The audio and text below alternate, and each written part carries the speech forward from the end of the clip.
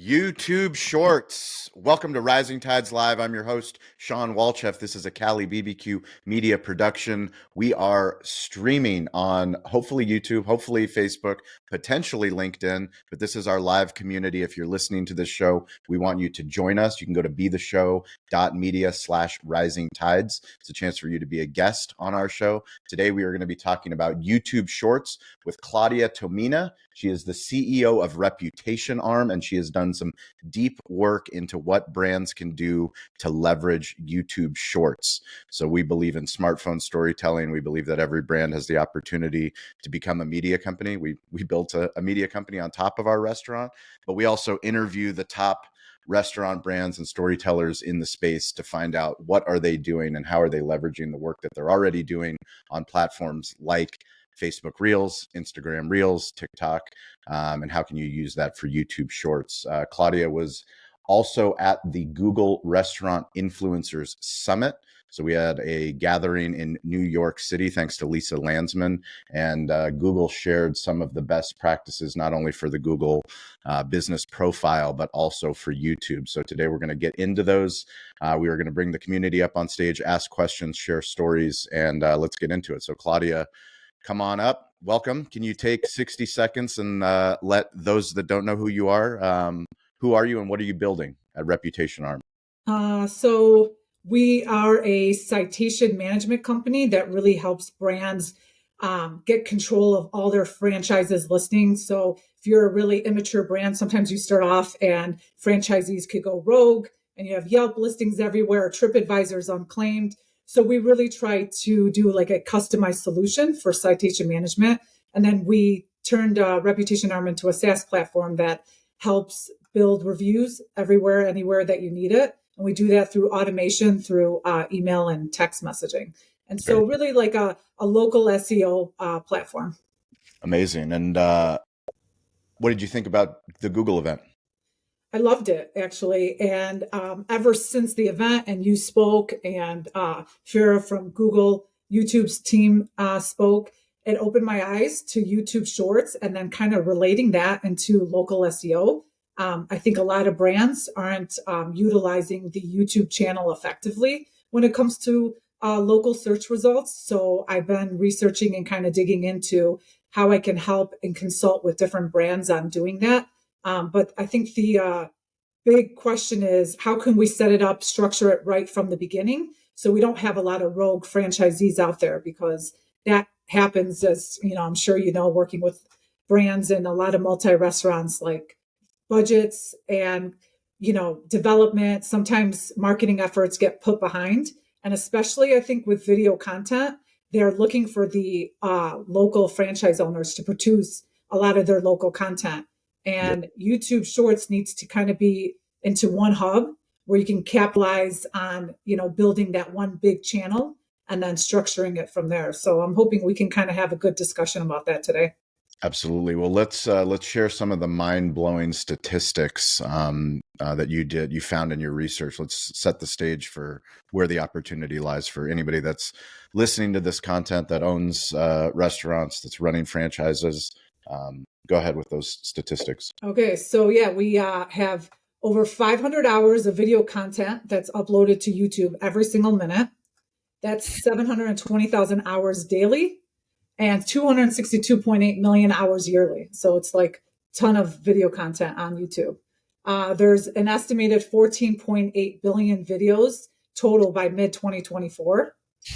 So it's a huge scale. As of February 2025, YouTube has over 2.70 billion monthly active users globally, and that's 238 million in the US alone. Wow. So that means 1/3 of the planet logs in monthly onto YouTube. Insane. And then what I thought was really interesting is that YouTube viewing trends on TV. So according to Google's blog, there's more people that are watching YouTube content on television than ever before. So over 1 billion hours daily, making TV the primary viewing device for YouTube in the US. Which was primary viewing device in the United States. It's truly the new TV. It is the new TV. It's I've been calling it the global, the number one TV channel in the world is YouTube. Yeah. So, and there's 70 billion daily views with over 910 million shorts posted on YouTube. It's incredible. And then as far as engagements go, this is the last part of the stats that I have. YouTube has a 5.91% engagement. TikTok is at 5.75%, Instagram 5.5%, and Facebook Reels is 2.07%. Wow. Interesting. So you get the most engagement, the most bang for your buck on YouTube. That's very interesting. And especially for brands that are already committed to video storytelling, short form storytelling. People are spending obviously lots of time, money, effort to make Instagram Reels, Facebook Reels, and hopefully brands have now caught on to TikTok. But Yeah. YouTube Shorts is what we're going to talk about today. Can you talk high level about structuring a YouTube channel for multi-unit success? So that's the big question, right? How are Yep. we going to structure it? So if you're a franchise and you have 60, 100, 500 locations, it's the same idea. So I got confused. I was like, how am I going to advise a brand? So I came up with a bunch of questions and I actually sent it over to the YouTube team and they helped answer a lot of the questions. So I do have answers from Google, but then I also want to play a little bit of devil's advocate because I don't know if it's really realistic from a brand standpoint, if it's possible to even take it on from the brand's perspective. Because right now, like we kind of discussed earlier, I think a lot of brands rely on the franchisees to produce a lot of their local content, and they're not monitoring TikTok and Instagram and Facebook, and they're encouraging all the franchises to post on all their social media platforms. But YouTube is a little bit different because it's like Google's saying, let's create one main channel, and then the brand should control the brand messaging. And, you know, if you have 100 locations, then possibly use 100 different playlists to set up each location. So is that really realistic? I don't know. That's a question we're going to have to ask this audience. I would say right off the bat, it's not realistic. Right. Knowing restaurant owners, knowing franchisees, and knowing just the state of smartphone storytelling and content. Like I said, I mean, you know, even for us as a media company, the platform that we took the longest to go all in was YouTube. And that was, you know, of fourth quarter last year where we really realized how deep it is, not only for podcasting, for long form content, not only for the media work that we do, but also as a restaurant. Why we're also going to be doing a lot of YouTube work coming up soon for Toast. We have a family style show on Toast. The season 2 is going to be coming out, but we believe deeply in YouTube. It's just, it takes resources and time and effort. Yeah. And the brand's got to be willing to commit the resources and the budget. And then if they're not, I think that properly structuring hashtags and naming conventions is going to be really important. And those are some of the things that we could talk about. And then I actually like brainstorm some ideas for some brands that they could try to do if they want to go down this YouTube route. Sweet. Well, let's go ahead and share some high level stuff, and then we'll bring up the community. So, what do you think about the regional playlists and regional channels that you were talking about? Yeah, so I mean, I think it's a great idea. So the first question I asked is, how should a multi-location business structure its YouTube channel to maximize for local relevance? Because again, you know, restaurants, we want local relevance. It's a local play. And so Google's recommendation was a strategic structure for a multi-location YouTube channel includes a central hub for core brand messaging. And then you're going to utilize playlists or even sub-channels to feature content. So sub-channels might come into play if a restaurant has different menus, like if Midwest and, you know, maybe South has different menus and they're featuring different types of food, and then they want to have different sub-channels. Or even like Starbucks, they have, you know, they're international. So making an internet, like different YouTube channels for each country might not even be a bad idea. But if you're a brand with under 100 locations, you're focused on one country, you're just going to have to really be specific on your naming convention. So it's Pizza Co., you know, city name. Yep. And if you're going to go the sub region, then it would be Pizza Co Midwest, East Coast, or West Coast. Yep.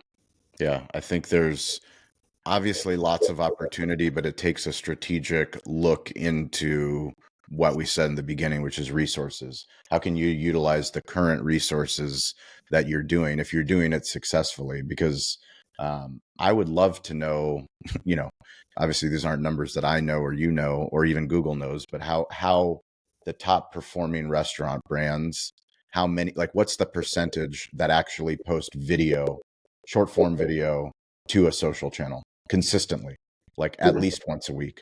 I I don't don't know. know what that number is. I I have don't an know. idea that maybe it's 10%, maybe 20%, but I would be shocked if it's anything, 30, 40%, because restaurant owners, we just have so much that we have going on that it's hard to commit to what we call, digital storytelling on a consistent basis. Right. But, maybe now's the right time to touch on this. But YouTube Shorts, because it's owned by Google, Yep. and it could read the schema with the video. That's why it's so important to be posting on YouTube Shorts versus posting on TikTok, because you're going to reach your audience in the local search results. So, I mean, really, multi-location businesses should think about Shorts the same way they're thinking about Google Business Profile Agree. posts or citations. So it's got to be consistent, it's got to be localized, it's got to be keyword rich. And when you do that consistently, I think you'll actually see a lot of success. Well, this is obviously something that is near and dear to our heart. We're very excited about the opportunity for YouTube and to have a discussion like this. Let's go ahead and bring up some of our community so that they can get involved. Jason Berkowitz is in the house. Jason, who are you? What are you building on a Wednesday? And talk to us about YouTube Shorts, or ask Claudia any questions that Yeah, you might have. it's I think it's a great problem you're tackling because I get it, right? You're building out from a network and you need to centralize it. I'm going to come at it from a different approach. So, Claudia, Jason Berkowitz, I'm a longtime restaurant operator and partner, and I founded Arrow Up Training 7 years ago, and we help restaurants, satisfy compliance, level up their teams, and develop supervisors into leaders. So this idea of really creating an essence of consistency across the board so that you have great reviews and you have all, you know how to respond and communicate. So where we sit is you figure out what are the inconsistencies and we help deliver a training program and package that cleans it all up. We're what we're working on, and where I kind of switch the lens a little bit, if you can, for a sec, is we are a dream I've had. Shawn's been helping me with this a little bit, and we've been really working on is to build a restaurant essentials course. Since restaurants are America's number one first job, or Yeah. Canada coming up soon, America, Yeah. North and South, all number one first job. We're building a series of training for the new employee, whether that be from, what are the fundamentals of a restaurant to how to communicate professionally, all of this. And we're going to give it away for free to everybody out there. And so we're basically taking a media approach. We're about to flood the market. YouTube is a very important piece of this equation for a few reasons, right? And this is where I'm sort of looking at it. One is obviously it's where, general managers of your small to independent restaurant groups to medium aren't on LinkedIn, right? The leaders aren't there. So we need to reach them. They are on Instagram, they are on YouTube. So we need to reach them. The thing is also, as I loved what you said, was the keyword element of it, so that if they're searching for training, this comes up as an option for them as they're Googling it. Here's my question. We can't just I don't want to just put the courses fully available on YouTube, because I want to bring them back to the central website, which is free and frictionless, so I can populate a certificate for them, be able to leverage a referral link, because we're going to be having sponsors co-sponsor this, right? We have co-branded companies that want to produce this and get their name out. How would you leverage a chunk of the courses on YouTube or YouTube Shorts, but then being able to pull them back into the mothership website where they can take the full course and we can, build this ongoing communication? Was that clear, kind of? I would think that maybe you give them like a little teaser on shorts and then have them link in the description to the website that says for, to take the full course, click here type thing with that.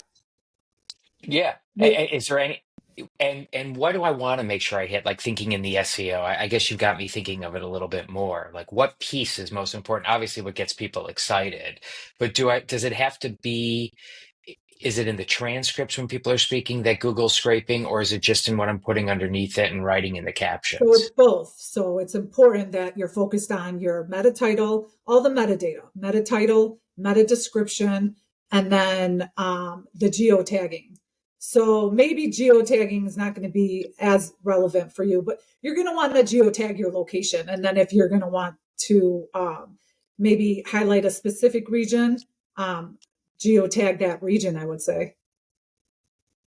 That's good, and actually that does help us because we are differentiating between Canada and the United States. So this gives me an opportunity then to break it up where certain sponsors are flooding a particular market and a little different vernacular, right, and feel and vibe, and others are hitting a different part. So I can use the geotagging to sort of differentiate it, you're saying. And make sure like the content, like the speech in the video is relevant to the keywords that you're going to want to like rank for. So just make sure, because Google could read your speech. Right. So in that short video, you want to make sure you're highlighting like the most important, like for search relevance, and then you can send them off to the website for the full. And actually, we were talking with Cam, who's our lead producer for our YouTube channel, yesterday, Jason. And one of the things that he mentioned is if you're adding tags, meta tags to your YouTube videos, you also have to verbally say them. Yep. So just because you're stacking it into the video, you actually have to verbally say them in your video, because Google's really good at recognizing that. So that's just Cool. an insider tip that we talked about yesterday. That's a good Cool. Thanks. Points. Yeah. That's good stuff. And stay consistent with your naming conventions too. Like if you're, you just want to stay consistent with your hashtags even. Awesome. Writing this down. You can see my head down writing a lot during this. Jason, thank you. Elizabeth Doss, who are you? What are you working on a Wednesday? And what are your thoughts about YouTube Shorts? Any questions for Claudia? Thanks for being here. Yes, I am so excited about this conversation. My name is Elizabeth Doss. I am a social media consultant, and I also help people in the realm of GIFs. I make animated GIFs for Instagram stickers, as well as comments across Instagram, etc. And you can use GIFs on YouTube in the community section. When you do a post, you can post GIFs and static posts to update your community in that feature on YouTube, just so everybody knows on that. And if you're curious about GIFs, let's talk about it. Okay, guys, I have a story and breaking news here. So I've been working with one of my clients on updating her YouTube channel, and we've been trying to do this, trying to make it more localized, etc., trying to make sure she's saying the city, she's saying these words, we're using the descriptions, etc. She got her first lead from YouTube, which I was super excited about. She's a real estate agent, but where she got it was really fascinating. So I wanted to throw this in, and I do have a question for you, Claudia, at the end of this. But the client reached out and said to her that he was doing research in ChatGPT because he's planning to move to our city. And it offered him at the end of its little research project, said, if you want a visual update of what's going on in the Greenville housing market, it pulled her YouTube thumbnail into the ChatGPT mobile app. So all he had to do was tap on her thumbnail and watch this video. And so then he reaches out to her and is now a client of hers through this thing. So I played with it today, Shawn, with Cali BBQ, and I said, hey, I'm going to be visiting Spring Valley, which I'm not, recent in the near future. And I said, I would love some recommendations on barbecue in the area or restaurants in the area. My favorite is barbecue. And it pulled up Cali BBQ things. And I said, do you have any more videos of this? And it pulled up a YouTube short from 4 years ago. So Really? So I don't know what the time frame is on these things, but what I wanted to mention, because Claudia, I saw your interview from a couple weeks ago where you were talking about AI and thinking through SEO in the form of the language learning models, and how we know that all the different platforms are being used as search engines now. That's not what Pinterest was made for, but it is. That's not what YouTube was made for, but it's a search engine. Same with Instagram. People are typing in these search terms, but now ChatGPT and these other AI, search engines are being used in that way. And so I would be super curious to hear about if there's any tweaking in the SEO part of what should be included in for these YouTube shorts that would help it be found by that. Because I know that Gemini does some of the same scraping. So I hope I'm making sense, but I wanted to get that info in, but also ask the question. Back to you, Claudia. Yeah, I mean, it's a good question. It's very everyone has that particular question. So I think at the end of the day, every brand has to kind of be honed in on their keyword relevance. So you have to do that keyword research, and it's not always easy because there's long tail keyword research. And then we don't always know what people are searching on ChatGPT because it's more conversational. But I think just making sure, if you're a barbecue restaurant, obviously have, barbecue. And then I think city name is going to be really important. If you're a pizza restaurant, make sure you have pizza in there. If you're Italian, obviously make sure you have Italian. So your title description is going to be super important. Or if you're a service-based company like a med spa and you want to rank for Botox, then make a bunch of short videos that are related to Botox, and then geotag your location. And then in the description, you could kind of list other services that you're providing. But yeah, LLMs that are they're all reading, metadata. So it's all about the metadata. I mean, it was always important, but now with ChatGPT and all the other AI overviews, it's even more relevant. And that's why even citation management, what we do is so important now, because people are going on ChatGPT and they're searching their businesses, and there's reviews showing up from TripAdvisor that are 2 years old. And just like you mentioned, there was a YouTube video that was 4 years old. Why it didn't show a more relevant current video, I don't know. Sometimes I ask ChatGPT why it showed me this video and not that one, and all it does is apologize. Well, that goes to the argument that the sooner that you get started, the better off you're going to be. Yeah, for sure. You can't wait till later to start doing content and storytelling across all of these platforms. And one of the things, Elizabeth, that Claudia and I were talking about before we started the show was so we care obviously about Spring Valley for our Spring Valley location, but we're also going to be making YouTube shorts and YouTube content this Saturday talking about San Diego barbecue catering, because we care more about the 3.3 million people and being able to service multiple parts of the county. And we want to show up not just for Spring Valley search results, but more for San Diego, which is, a bigger audience for us. So how are you going to go about tagging those videos? Using San Diego instead of Spring Valley. Okay. Talking about San Diego specifically, and we can even get more centric towards. I mean, I could talk about La Jolla barbecue because we cater to La Jolla, but I've never talked about La Jolla barbecue ever in any of my content. So I'm kind of just telling myself this. I could talk about Del Mar barbecue because Steven has no problem going to Del Mar. Those are all opportunities for us.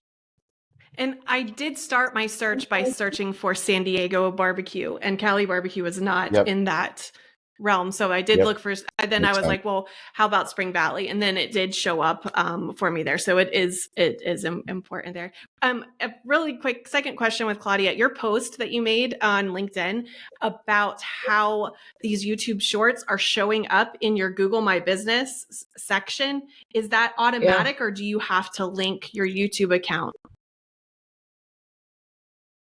That's my question. So the TikTok and Instagram shorts that end up in there, and then the YouTube, it's really important now more than ever to link that into your Google business profile.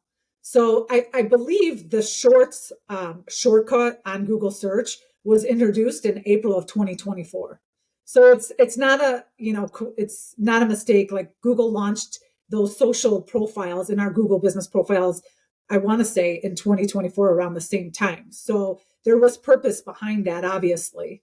They want to be able to link the brand's short form video content into the search results. And then now with in the Google app, you could search for a brand, and then there's the shorts shortcut. And so I think it's important that all these brands are kind of looking at each location and then the videos that are linking up. And if you don't have shorts content linked up on your knowledge panel, then you're behind. You need to get going and start creating some more short form content and move on that quickly. Is that still a thing, the Google Knowledge Panel? Is that for humans or is that for also businesses? It's for all local businesses. I still call it the knowledge panel. Yeah. Our show goes on there too, Shawn, when we have a What's podcast. Well, our shows have their own knowledge panels. Got it. Can we log in and update that, or is that something Google does automatically? The knowledge panel is your Google business profile. Oh, it is the Google. Okay, I'm just making sure. I thought at one point there was a Google knowledge panel separate from Google business. Well, brands have like a knowledge panel that Google kind of creates as like an authoritative, but like it's a local knowledge panel. I don't know. Okay. There's one we can control, and then there's one that's automatically created by Google, right? Correct. Yeah. And this is just a reminder to everybody, if you haven't heard us talk about this before, but use Google Alerts for your keywords. Like anything you care about as a brand, if you care about San Diego barbecue or San Diego catering, set up a Google Alert so that every single day you're going to get the top content that's getting published on the internet about what's happening, which is kind of a motivator to want to create better content and show up in more earned media as well as whatever media you're creating. Can I share a fun hack, Shawn? You can share a hack, always. I always like this one. So we were talking years ago about the Google Alerts hack. So me and Shawn were talking about how we have Google Alerts set up for, let's say, Shawn. And I see all the stuff that people write about Shawn. If you wanted to get someone like Shawn's attention, what's a really good way? Show up in their email. How do you show up in their email? Show up as a Google Alert. So if there's someone that you want to reach, write a blog about them, talk to them through content, get on a podcast and talk about them, have something written about it. And then if they're smart, which they are, they'll have a Google Alert set up for their name, and then you can reach them via content. So it works really well. That's interesting. I never thought of that. That's a good one. Yeah. Content is one of the best ways to develop a deep relationship with someone that you just met. Yeah, Sure. for sure. Richard Liverman from the other side of the pond. What's up, my friend? Two from the other side of the pond. Richard, do you live in London? I live 90 miles north of London. Ah, okay. 90 miles north of London. And on behalf of, as a UK business ambassador to the Digital Hospitality Room, no to tariffs. Free trade is great. Free trade is great.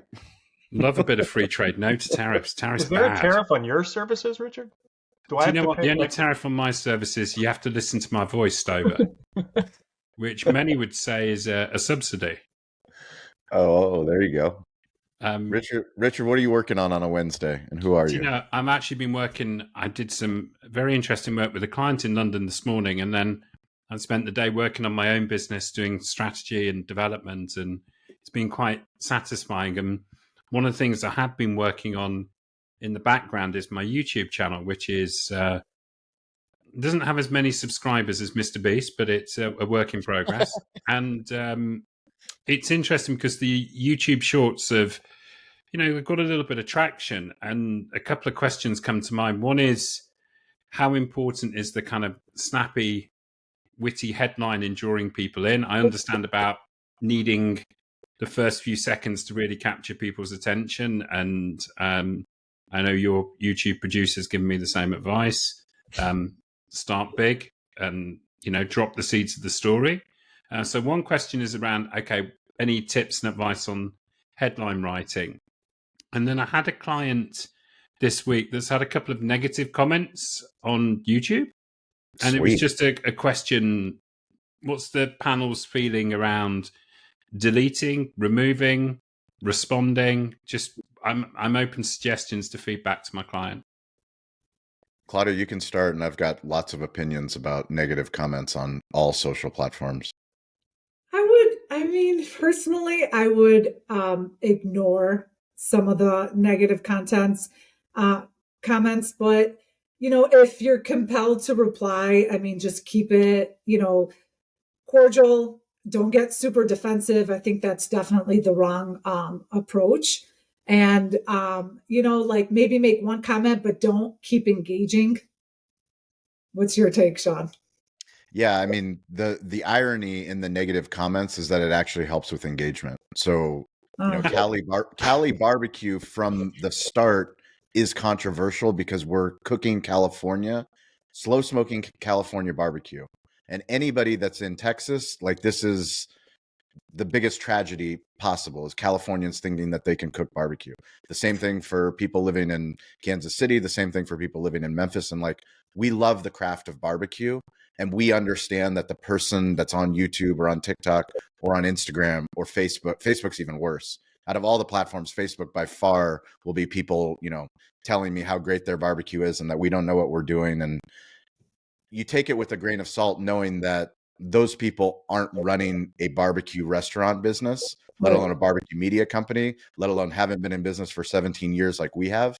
And knowing, to Claudia's point, other people that are excited that we exist and that they can come and visit us will see our comments. Yeah. So like, we just show them love. We show them a heart emoji. We tell them thank you for, the kind words. Please come and visit us, try us out. But like, yeah, the negative comments, it's unfortunately part of the it's one of the fears, honestly, why most restaurants specifically are scared of making content in their kitchen. Yeah. Because they're like, well, everything's not perfect in the kitchen. And what about when somebody sees, the glove on the table and then it's not put away, and then the health department's going to shut you down? And it's like, you're overthinking the whole thing. No, you're not overthinking the glove in the health department, but yes, I'm with you on everything else. I think that's when you watch Jason's videos for how to properly store the gloves. That's why I have to be there for every video of our video of what for aerobic training. I go and I'm like, I'm just going to go through first. I'm going to give it my eyes. The rag is in the sanitizer bucket. And yes, Shawn. The sanitizer bucket. How's that quad bucket? Yes. How's the quad bucket doing? It's okay, right? You got quad bucket videos, Jason? Hot bucket? Quad bucket. Oh, Jesus. Yes. That's our... I remember running Cali and like having to set up a procedure of like, why can't we get our staff to understand how to properly do the quad bucket? That's our thumbnail. It's cool. I'll show you. It's actually cool. For the non-restaurant, what are you talking about? It's the ratio of sanitizer. It's the ratio of sanitizer that goes in so the bucket is proper. And then how often you change it. Hot water or cold water? Hot water. Please make that as a YouTube show. Did you know that people put cold water in the sanitation bucket? Are you kidding me? Or what are you kidding me? You train people? Who's buried in Grant's tomb? Did anyone ever remember that one? It's kind of an age-old thing. And people would stop and they're like, I don't know who is buried in Grant's tomb. Grant.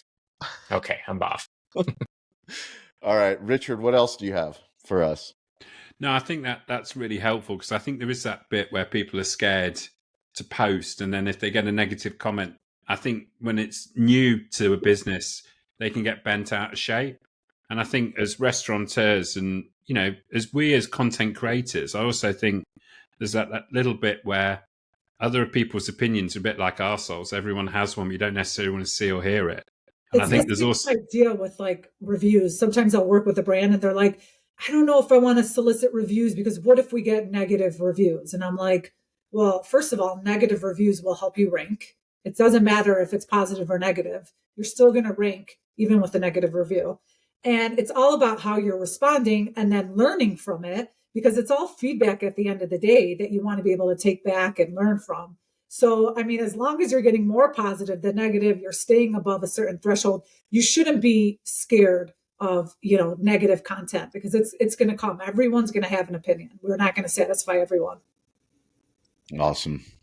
Let's go ahead. Adam, who are you? What are you working on? And what are your thoughts or questions about YouTube Shorts? Hi, I'm Adam. I'm the Wi-Fi guy. Shawn, I was with William Connors today. He says hello. So Yes, I love so, William. William's a he's, stud. he is awesome. He was telling a story to Josh at ZenZap because Josh was there as well about his Colonel Connors story when and so it was awesome listening to that again. But I will link everyone a link to the podcast that Shawn did and I did with him because it's very cool. But I was at the Retail Expo today in London. Obviously not as big as the US. Very interesting to see how far behind hospitality is to retail. There was this ridiculous 3D freaking hologram woman talking to someone. It was just crazy. So technology in retail. Princess Leia, Adam? No, better, a younger version. So, but I'll send it, Richard. I'll send you a picture of it. But it was just amazing to see the tech in retail today. And I did a bumper car with William Connors. So I'll post that. What? Dodgems. Sorry, Dodgems. We call them bumper cars. Sorry. I thought that you were doing drugs with William. What? What kind of party are you going to? Bumper cars in the Retail Expo. Sorry, it did say Dodgems on the side, so Dodgems. Got it. It was cool. So I did that today. We've just finished our Square integration with captive Wi-Fi, so that's very exciting, converting loyalty. And we had a really conversation with Chris Munns from Fishbowl as well. So literally just before this, we had a great conversation. He's awesome. Obviously, everyone here knows him too. I wish I had more time for YouTube Short. I'm posting through Opus, and I'm not doing enough through YouTube Shorts. I'm not doing enough tagging. I wish I had an app that could do it for me, but I'm just basically using my Opus clip to schedule those posts into YouTube and getting terrible terrible views because I'm not really doing much with it. More content's in there, but I wish maybe there was a meat.com recipe I could do that would give me some better ways of putting it into YouTube Shorts. But I think I either need someone to help me or have an amazing tip of putting better keywords, because it's using the generic keywords that are set up on the account, and that's not enough. So any advice on rebuilding or getting better, doing it the right way would be wonderful. So are you using any tracking tools to track keywords to see how you're working? So no map ranking grids or anything like that? No, I to be honest with you, LinkedIn is like the one I'm using mainly for sort of posting and content and traction and stuff, because we're getting some nice feedback on there. I know YouTube is probably one of the biggest places to start doing stuff. The podcast, I do a podcast, so from the podcast we use Opus Clip. Opus Clip snips it out. I write in the bits that I want to post. I'll post it on social, mainly on LinkedIn. Gets more traction because the person's tagged in, but I need to do better on that. So what tools do you recommend for tracking on YouTube, especially for shorts? And I'm going to go you could just do searches in general and see what your competitors are using and things like that, and Google gives you a lot of keywords to work with. And there's a lot of tools. And when I write up my blog, I'll make sure that I do a little bit of research on how we can better work on keyword emphasis and stuff, because I think for a lot of local restaurants, they know what they want to rank for. But if you need to do a deeper dive and really do a little bit more keyword relevance research, I got to dig into figuring out which are the best apps to use. I know SparkToro is a great one. And they really do a really good job with Claudia, where your audience is. A rate card, and we can have a chat later. Yeah, for sure. But I'll reference a lot in the blog, and when I follow up with it. Where is your blog, Claudia? I'm actually, so when I write this blog, I do a lot with search engine land, and then I'll post on my own website, reputationarm.com. But I think with this blog that I'm going to actually create a newsletter, my first newsletter on LinkedIn, and start there. Sweet. Love it. Well, we all want to follow it. Cool. Thanks. We will all follow it. We'll put it into, and that's a reminder, anybody, we have a Slack channel, LinkedIn channel, and an Instagram channel. If you want to join those, just send us an email, podcast@calibbq.media, and we will add you. Stover, who are you? What are you working on a Wednesday? And can you share a little bit about our YouTube strategy for Substack, since that's kind of gets to what Jason was talking about with gated content versus discovery. Hi, everyone. My name is Stover. I'm a producer with Cali BBQ Media. That's why I forced myself into this extra large hat.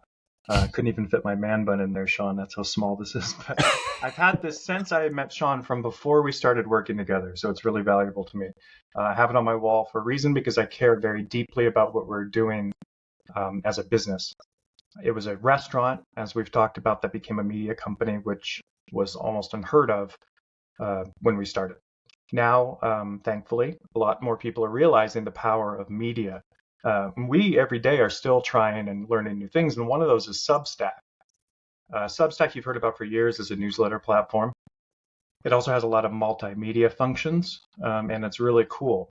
It also is really trendy right now, and people are talking about it. So what better time than to be on a platform that will soon be flooded to get on there and start talking about yourself and your business and what you offer. So that's exactly what we've been doing. But specifically, we're not just using it as a regular newsletter platform.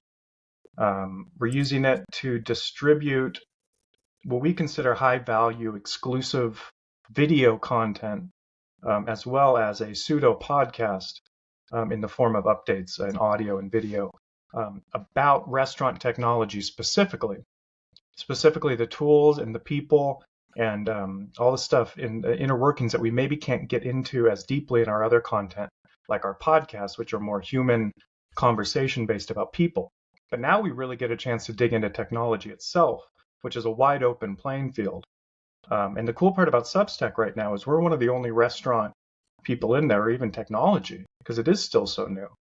So I would encourage you all to go in there and find communities that are at the beginning of being formed, because that's really valuable.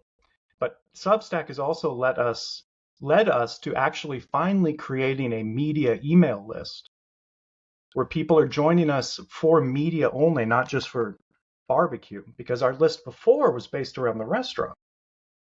And of course, that's not entirely valuable to a media company as such as us. So we are finally growing up, and thanks to Substack, we are able to cultivate and kind of put our audience, which includes all of you, our community, into a place where we can talk just about media, about technology, and not have to focus more on like barbecue itself.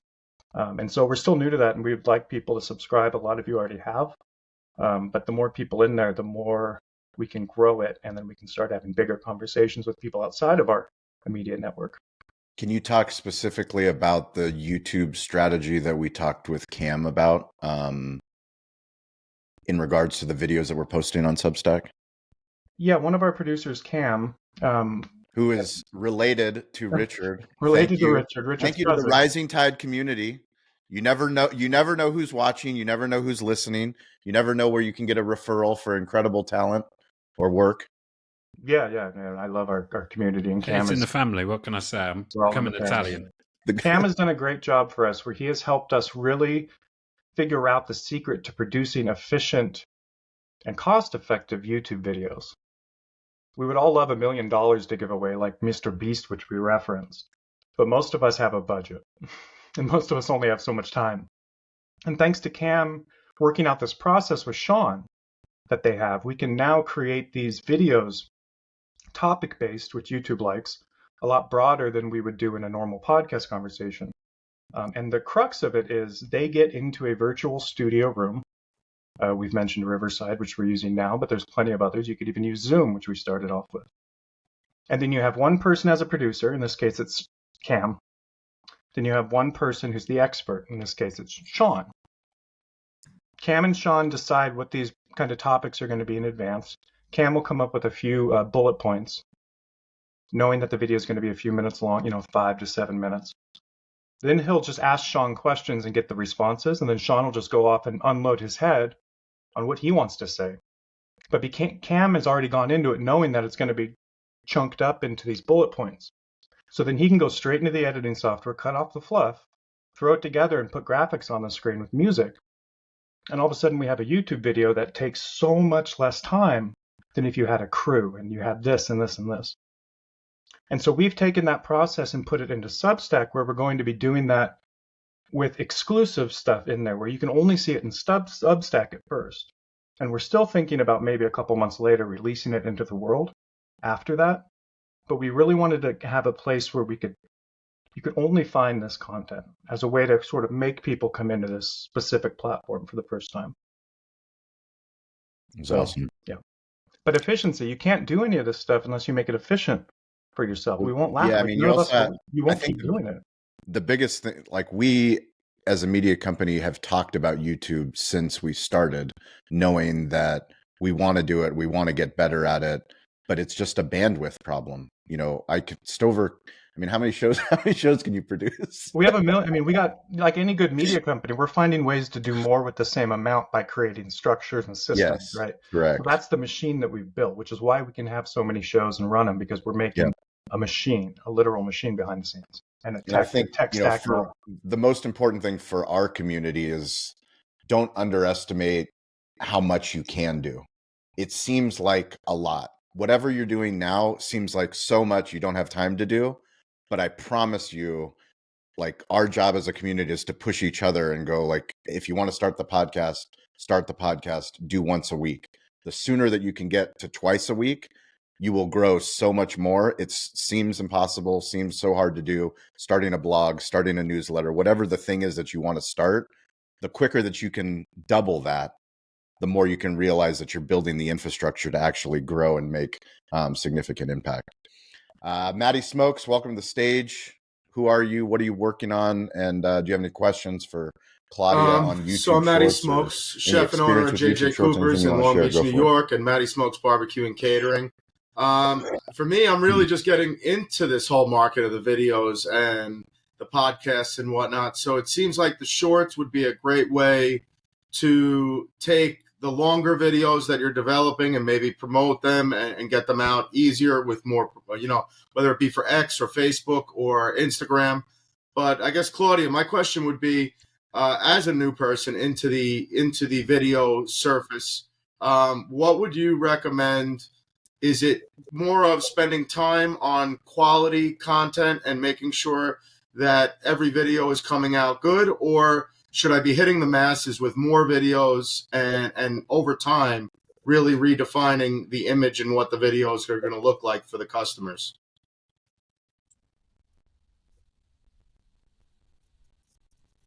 It's a good question, but I think Shawn's probably more qualified to answer this one. But I do remember something that resonated with me and YouTube. Like, I met Shawn at a Google event, and he gave a YouTube presentation, and the main point of his topic was nobody's watching, just shoot, go live. So that really resonated with me. Like, I was like, yeah, just go live, and like there's no editing, and just kind of get started and get comfortable. And so I think that goes a long way. What do you think, Shawn? It's something that I need to remind myself. I was consistently going live recently before traveling a lot on our YouTube page, and I need to get back to doing it. But so the answer to your question, Maddie, is the problem with quality is that it never comes first. And the equation that we talk about is quantity plus speed plus consistency will eventually equal quality. Obviously, we want to make great videos, but our videos are like our barbecue. It's easy for me to say, like, when we first started doing barbecue, it was shit. It was terrible barbecue. I mean, nobody starts making good barbecue. You don't come out of the womb making good barbecue. It took us a long time to add brisket to the menu because our brisket wasn't good enough. Once it was good enough, like 5 years later, it was even better. 10 years later, 17 years later, our team makes phenomenal brisket.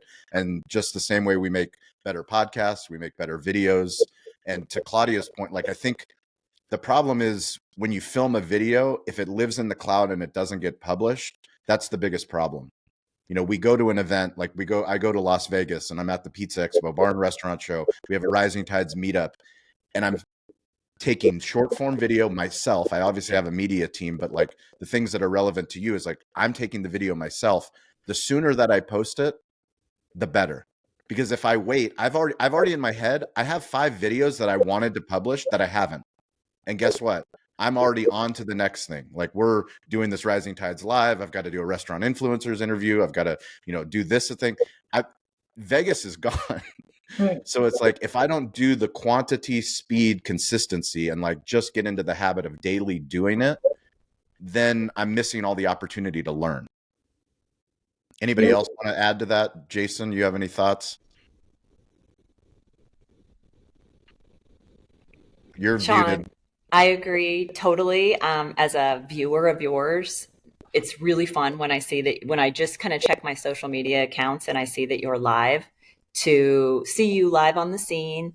I'm sure it saves you a ton of time in editing, like you said. And I think we could all probably get better at going live more and posting in the moment. And that's something that I've noticed even on LinkedIn is, if I'm at a conference and I post even an image of, the first person that takes the stage, or a crowd shot that it's, countdown, this event is about to start.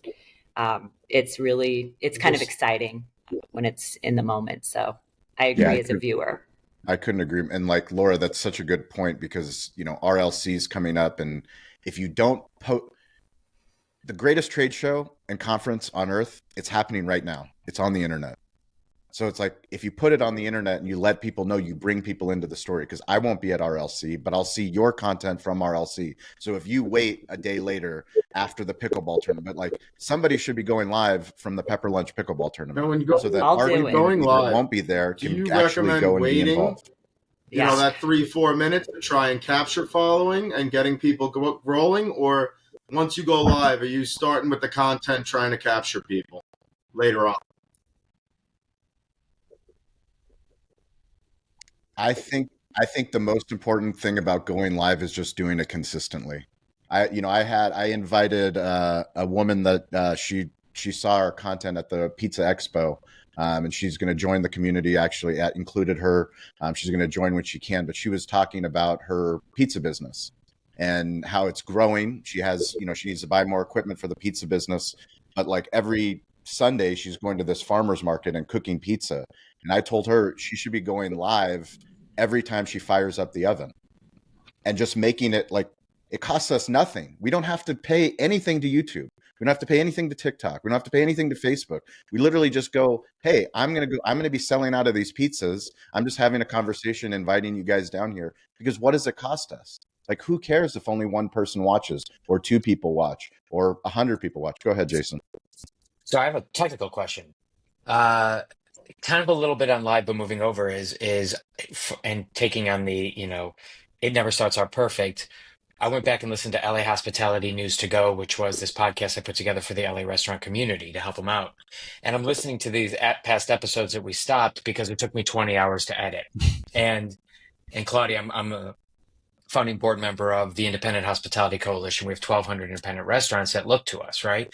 And so we're going to start doing a weekly 5-minute, from restaurant operator to restaurant operator. This is, how are you solving this problem this week? Because we're all asking each other, and coming out of the fires and coming out of the strikes and coming out of, everyone's figuring this out. And so I'm going to do some of it live. I'm going to do some of it via Zoom, some of it live. And here's my question. Should I get 2 microphones that you're holding in sort of the NPR where we each got it and I'm handing it to people as we're moving?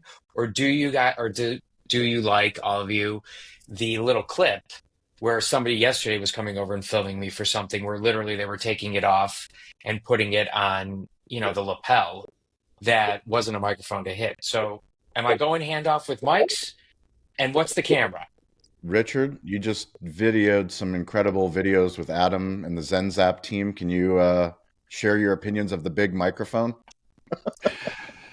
It might be the biggest mic top. Funny? Good branding. Do you know what was funny about that? I sent Shawn a message and I said, it's not the size of the microphone, it's what you do with it. And he said he could relate to that. It's just covering the person's face. Do you know what was funny? It was given to me on the day, and about halfway through, I just said to the camera person, I'm like, we're stuck with this. But luckily, the content was good. It was really good content. No, it was really good storytelling. But yes, it is, I think, good equipment really, really helps. It really does. And I think there's a little bit where I know what they were trying to do, But I think it's one of those things. It's like anything. It's like you with your brisket, Shawn. Practice, practice, practice, and you find what works. Yep. To answer your question, Jason, the path of least resistance is my answer. Whatever is the easy, like audio quality is important for sure. But if the lav mic connects to the smartphone and you're using the iPhone to do the video, iPhone's fantastic. Do it. Get the clip. If the microphone, like whatever the attachment is, just as long as it's easy and consistent is all that matters. Because once it becomes uneasy, and this is a shout out to Troy Hooper, who I love and who gave me a selfie stick. Like, he gave me this beautiful gift. He gave me a selfie stick before I went to Toronto. I was at the waterfalls, Niagara Falls, with my Walchef wolf pack. I used the thing, but it was really difficult to use. Like, I'm not good on the technical side with the DJI and like how to record it and film it. And because of that, it's just hasn't become part of my smartphone storytelling. I love you, Troy. Thank you, by the way. I know. Once again, good intentions, but Troy. I'm going to send him something that he has to use, and it's very difficult to execute. A big microphone. The big microphone. There you go. Dean LeBay, welcome to the group chat. Hey guys, what's going on? I wanted to try to see if I can get back on here. First of all, I want to say thank you for Claudia. Man, I'm so glad you're part of our group. I've been reading your stuff on LinkedIn. You're so smart. Thank you. And we have a great to the group. I'm sorry? Thanks for inviting me to the group. I remember when you first brought me in, I was like, oh, okay. This is awesome. Yeah. Well, it's a unique group, and I was at a conference this last week here at Loyola University, and one of the top marketing guys here in the city of New Orleans, I'm calling from New Orleans, said that 75% of what people will ingest will be on YouTube, and all other channels, ABC, NBC, everything, will only be 25. I said, that can't be right. He said, that's what's happening right now. Wow. So we're ahead. We're at the tip of the iceberg, but I've still got to go back to what Shawn taught me from the first day, iPhone storytelling. The greatest tool we've ever been invented is this phone, and the camera is the most important part. And listen, I don't have anything to add. I don't have any questions. I absorb stuff, so I'm just listening in. But I just wanted to take a minute and say thanks, Claudia. I'm glad you're here so much. Thank you. And just to follow up on that, Dean's right. Like, YouTube is a great way to build your brand.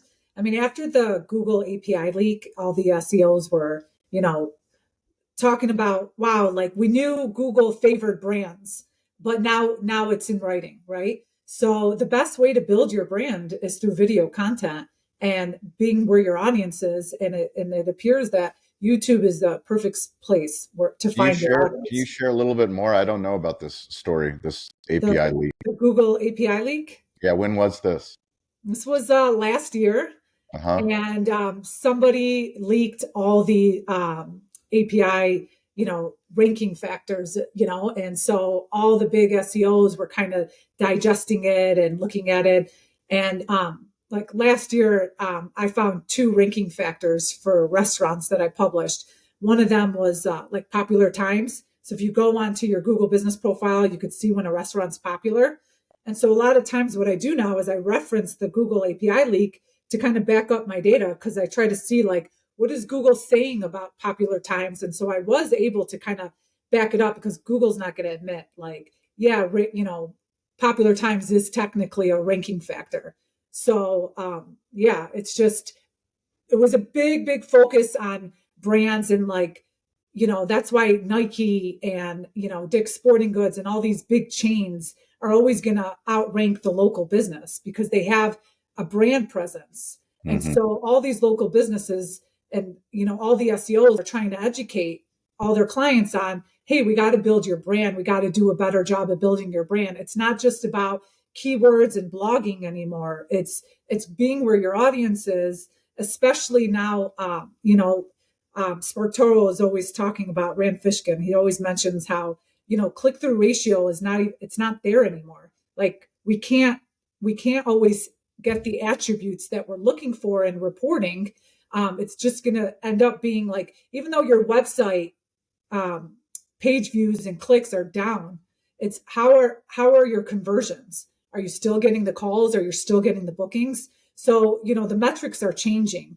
But at the end of the day, if your conversions are up, then your strategy is working. And so a lot of that strategy, video content is part of it and building that brand. And YouTube's going to help with that. Awesome. Thank you, Claudia. Laura, Wilbur, welcome. Who are you? What are you working on a Wednesday? And what are your thoughts about YouTube Shorts? Thank you. So great to be here. Claudia, thank you for sharing. I joined late, so I'm going to go back and listen to what I missed in the first 30 minutes. But my name is Laura. I believe showing up is 80% of success. And when we show up with consistency, we're unstoppable. I'm in the business of showing up for my restaurant clients and bringing friends. And by friends, I mean 21 million expense account diners looking for great restaurants to visit when they're traveling for official company business, for dine-in, carry-out, catering, and private events.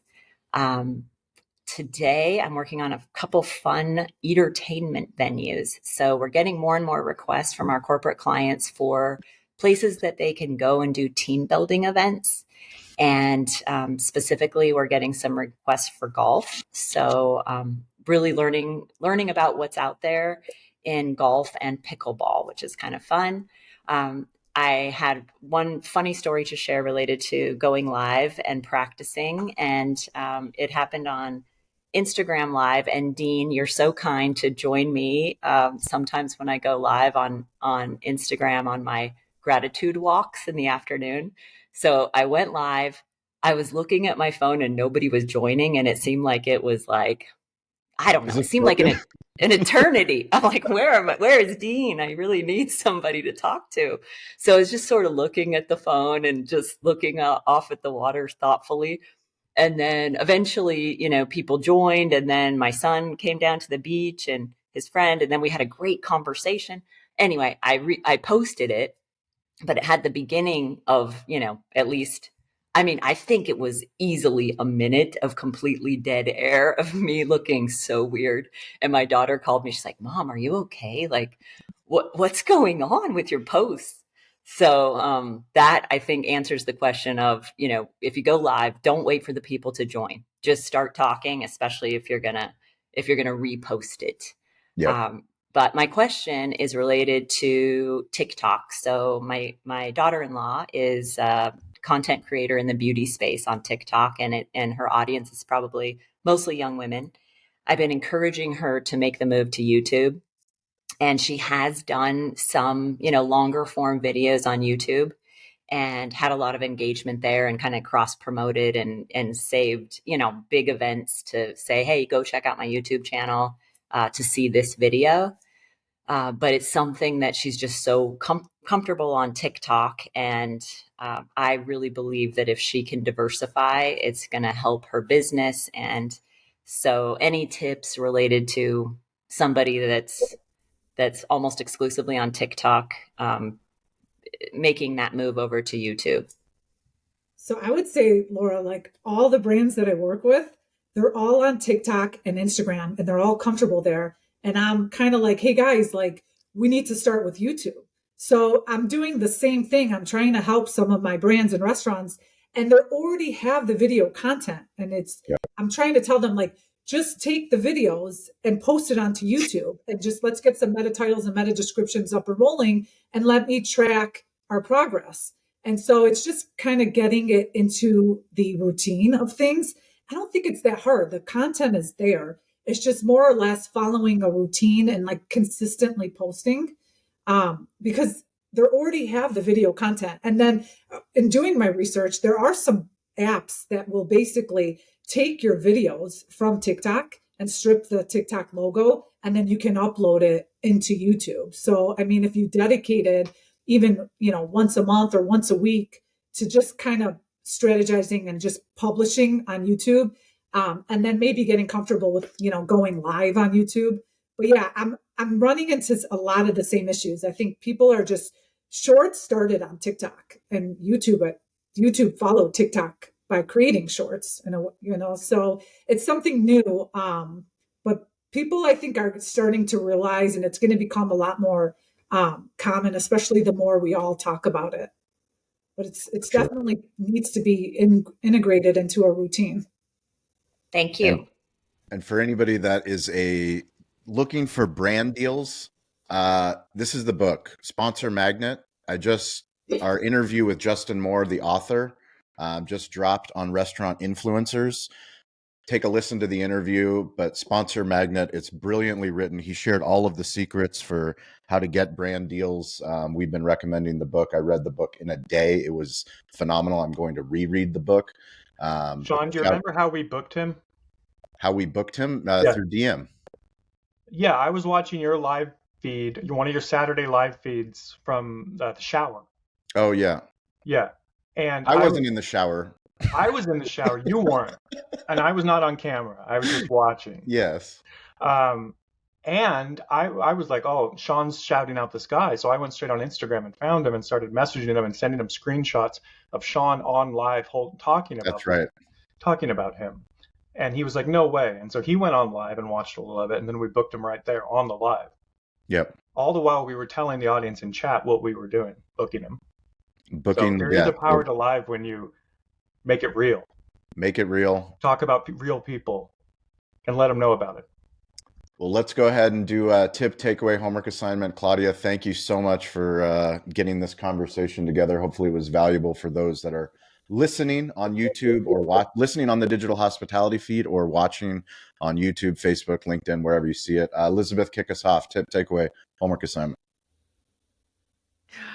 Several things I wanted to say to Maddie and to Laura's point. When you start a YouTube live video, as soon as it goes live, begin talking to the people who are watching it on replay. That's on Instagram, LinkedIn, wherever you're going live. Because if somebody clicks on it, you have those first 3 seconds to grab their attention. So you want to say exactly what you're going to be talking about and then lead them to it. Anyway, so Claudia, I am super excited to follow you and follow all of the things, and to your even the blog posts and your newsletter on LinkedIn. So please let us know when you go live with that, because you can even take your older posts and repurpose those on your newsletter, so we can have even more wonderful things to find and follow from you. So guys, make sure you follow Claudia on LinkedIn. Just search her name and connect over there. I hand things back to you, Shawn. Thank you, Elizabeth. Dean LeBay, tip, takeaway, homework. Dean, it's so good to see you, my friend. Thank you for being here. You're always a part of the community in the chat, supporting us. We are grateful to see you on camera. Hopefully you join us more. Go for it. Well, I'm going to try, Shawn. I'm old man, just not very technologically up to date. But look how far I've come, right? Dean, you're in the top 1%, my friend. You use more technology. You use more technology than most people on this earth. So give yourself a little bit of credit, my friend. Okay. Hey, listen, I just wanted to, everything's good. Don't give up. One of the things I learned at this little conference last week was AI agents that come out, and Troy has talked about it, but they're building stuff now that if you're looking to seize a moment with a customer, it will drill down to the part of what TikToks they like, what YouTubes they watch. I mean, it's unbelievable some of the stuff I saw last week. And so you can cater your message to, if you want to say like Shaq, you can do that if you want to. You can cater to however you want to. So the technology is here. Like I said, I'm just trying to learn, trying to get geared up. I'm thinking about going to Dallas next week for eSource Miller's equipment show. And then, of course, I'm trying to gear up to get ready for NRA show. Anyway, thanks for having me, and always here to support any way I can. Thanks. Thank you, Dean. Laura, go for it. Okay, unmuting. I wanted to share my mind map of my note taking that I did on today's session. Thank you to Jason for asking me to be his co-host last Friday. Woo! Very cool. So I love the mind map as note taking. So that's one idea, but I have some great follow-ups related. So obviously I'm going to follow you, Claudia. Dean, I want to ask you for more information about that stat and maybe a source of 75% of media being consumed on YouTube. I think that's really powerful. And I also am going to check out that book, Sponsor Magnet. So those are my homework assignments. Thanks, Sweet. all. So Matty my Smokes. takeaway is I'm just going to try in general. I got to go live more. I got to go live. I got to capture those recordings, maybe turn them into long-run YouTube videos, but then make shorts to try and get the captive audience to watch what I'm doing and get the message across. So, again, everything I keep doing from this podcast, it's been amazing and it's all working. So I'm looking forward to putting it in place.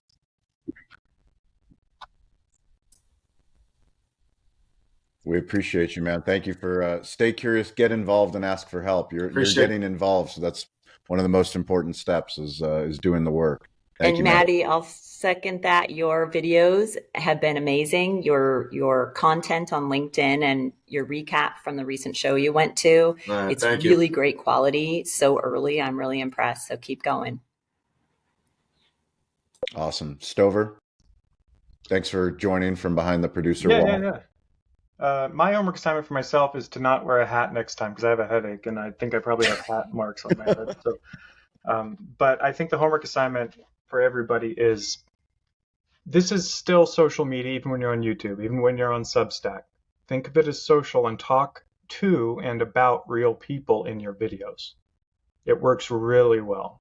If you have something to say to someone, if you have a compliment to pay to someone, mention it in a video and post it and tell them about it. It'll go a long way. I promise. Audience of one. Love it. Richard Liverman. Yeah, well, first of all, a couple of thank yous.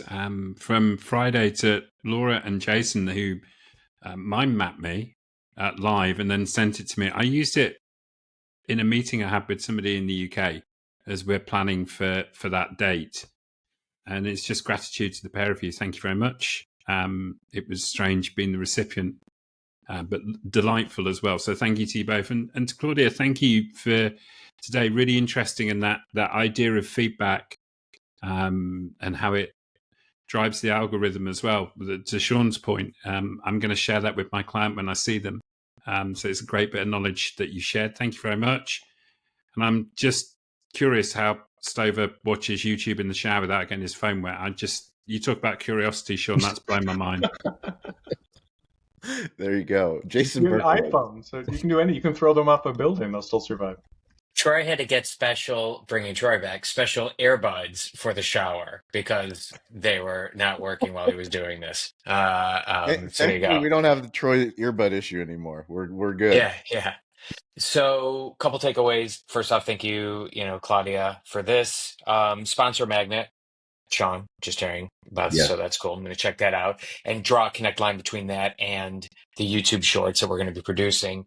And then the big takeaway is as my team and I are continuing to flesh out the restaurant essentials, is really as we go into production to really capture and look at, say, what do we want to go that we think is going to be a good YouTube short? So I'm going to go consume and look at things because, going into it, understanding what we want to grab, taking off what Stover talked about with if you go in with the lines, you want to capture, I think going in with that framing will help us minimize the editing. So I like with that in mind. Jason, I would look into Substack for your restaurant coalition, the independent coalition. I think it's phenomenal. We already have another podcast. It's called you can go to Spotify now and Restaurant Technology. You can subscribe, right? Isn't that right, Stover? As a podcast. Yes. Yeah. It's a podcast too. Yep. Just published via Substack. But the power of Substack is that it's a newsletter with an email list and a podcast. Well, what's great is I'll be tapping into but I'll look at that for the company, right? Because they have, what's kind of cool is it's 1,200 subscribers and a 57% open rate, which is pretty cool. So I just don't want to kill it. Amazing. Claudia, go ahead and wrap us up. Thank you for being here. Thank you for all the work. We look forward to sharing the newsletter once you publish it. But go ahead. On keyword relevance. And then, just remember that YouTube Shorts has structured data. YouTube is owned by Google, and TikTok is its own ecosystem. So, encouraging people to post on YouTube is going to be beneficial for Google search relevance. So it's going to give you, and Google, YouTube Shorts is getting indexed. So there's higher local SEO value. And so I'm going to try to do my best in educating and wrapping this up for you all in my first newsletter on LinkedIn. Awesome. Friday, we're doing another Rising Tides Live. We're talking about personal tech stacks.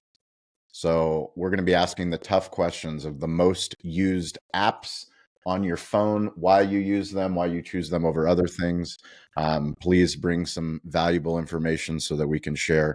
I've been asking guests on restaurant influencers and digital hospitality about their personal tech stacks, and I've been shocked at all kinds of answers that I'm getting. So I can't wait to hear from this community some of the habits, behaviors, things that we use to run our smartphone storytelling lives.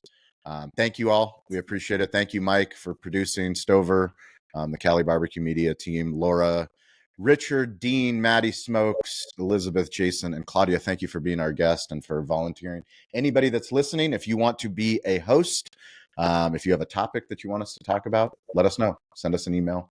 Happy to add it and include it every Wednesday, every Friday, 10 a.m. Pacific time, Rising Tides Live. We appreciate you guys. Thank you.